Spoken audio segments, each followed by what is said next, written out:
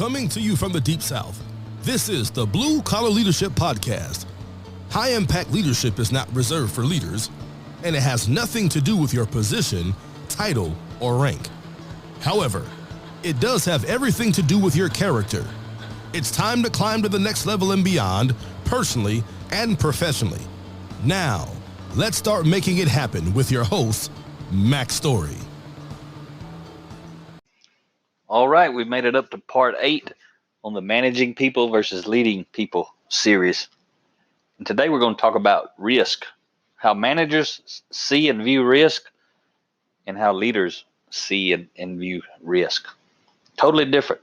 I want to start off, though, with a quote by Les Brown. If you don't know who Les Brown is, you need to check him out. If you like being motivated and getting fired up, Les Brown's probably the top motivational speaker in the world. Rhea and I have done a lot of training with Les in the past. We actually were invited by Les Brown to speak with him in Los Angeles in 2014, January, I believe, in 2014 in Los Angeles. And Rhea had actually won a speaking contest in some training that we were doing with Les Brown about 6 months before that.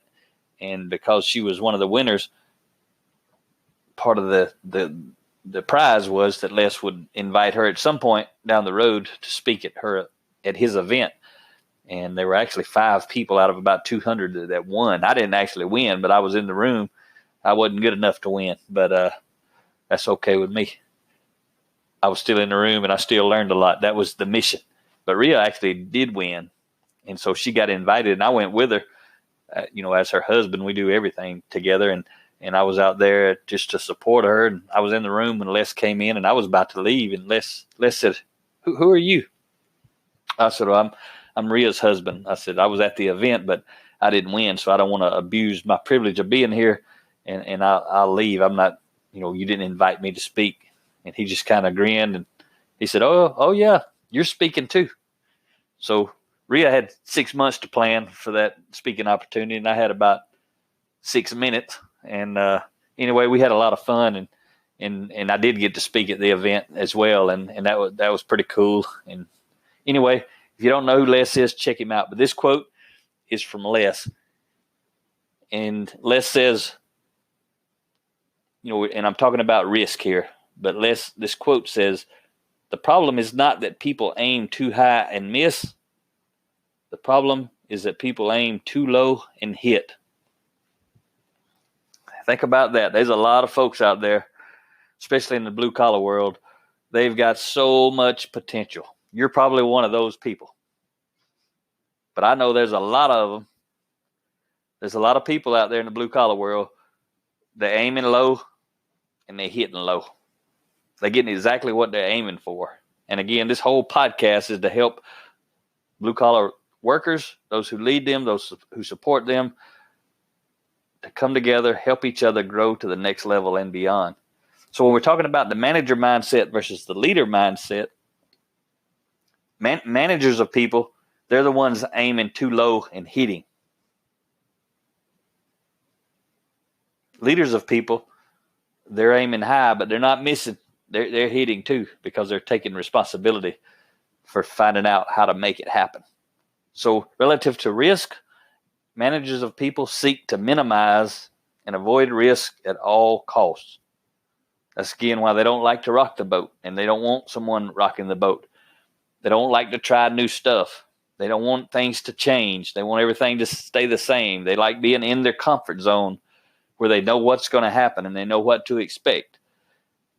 That's very mediocre way of thinking. That's a mediocre mindset.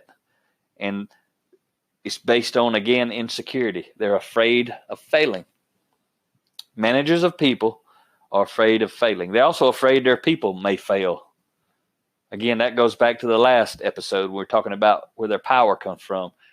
Control. Managers want to control. And one of the reasons is because they risk averse. They are trying to do all they can do to avoid risk. And that's why they want to control everything.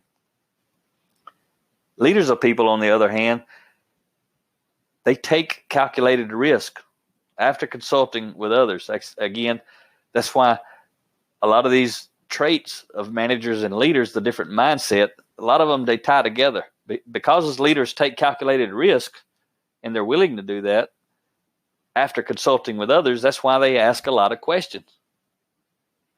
They want to know what's going on. They want to know from the people who actually do know. They understand taking risk leads to learning and to growth. And again, leaders of people are growth oriented. So they understand they've got to get out of their comfort zone, that all of their growth happens outside of their comfort zone. And leaders of people become comfortable being uncomfortable. Managers of people seek comfort, especially in the area of risk. So leaders of people expect to fail as a way of learning, because what they know, as long as they don't quit, they haven't failed. They've only learned. So I want to say that high impact leaders are risk takers, without a doubt. They know if they already know how to do something, they won't grow while they're doing it. So they have a hunger for risk and growth. They know taking risks creates more opportunity. And they don't take risk for the sake of taking risk, though that's not the point. They take smart risks. But to everyone else, the risk they're taking, when they're taking it, it looks like they may be out on a limb. But to the high impact leader, they're not out on a limb. It's the risk they're taking is simply the next step on their journey to the next level and beyond. It's kind of like when I resigned from the corporate world. That was a risk, especially in 2008, in the middle of the Great Recession. Everybody's losing their job. I quit my job. Most people thought I was crazy. But in less than around 9 months, I had increased my income by 50%.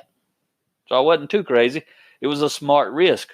Starting my own company was just the next step. I didn't jump out on a limb. I wasn't doing it crazy. For everyone else, it might have been on a limb. But for me, it was just the next step.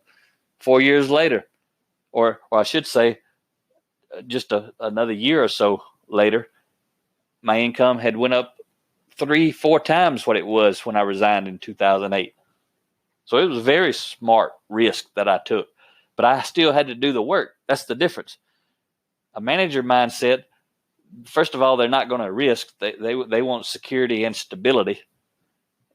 Leaders of people, leadership mindsets want freedom and options. Because when you have freedom and options, you really have security and stability. But leaders understand that. Managers don't understand that.